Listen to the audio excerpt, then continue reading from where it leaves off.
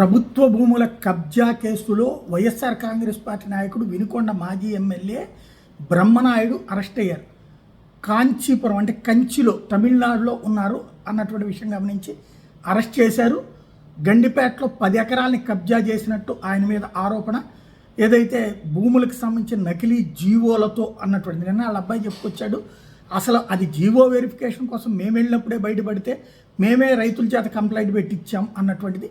But ఈ డబ్బులు transfer చేసినటువంటి కారణంగా వాళ్ళ సోదరుడికి డబ్బులు ట్రాన్స్ఫర్ చేయడం, వాళ్ళ సోదరుడే ఇదంతా కుట్ర ప్లాన్ చేశాడన్నది ప్రధానమైనటువంటి ఆరోపణ.